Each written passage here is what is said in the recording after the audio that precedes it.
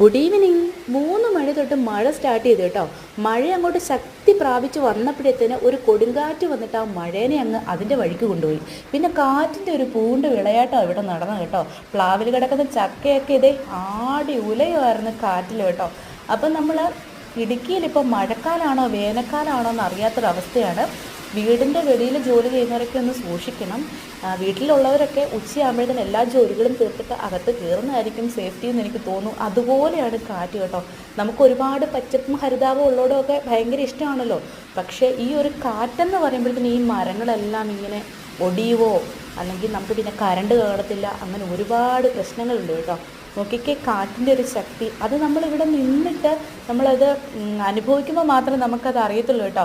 വലിയ തെങ്ങുകളൊക്കെ ഇങ്ങനെ കറങ്ങി ആടുകയാണ് കേട്ടോ ഭയങ്കരമായിട്ട്. ചെറിയ തെങ്ങുകളൊന്നും പിന്നെ കുഴപ്പമില്ലേ. ഈ ഒരു കാറ്റും മഴയും ഒന്ന് കഴിഞ്ഞാൽ മതിയായിരുന്നു എന്നോർത്ത് ഞാനിരിക്കുകയാണ് കേട്ടോ. പക്ഷെ നമ്മളിങ്ങനെ നോക്കുമ്പോൾ നല്ല രസമൊക്കെ കാണും, പക്ഷെ അത് അനുഭവിക്കുന്നവർക്ക് അത്ര രസമായിട്ടൊന്നും തോന്നില്ല കേട്ടോ.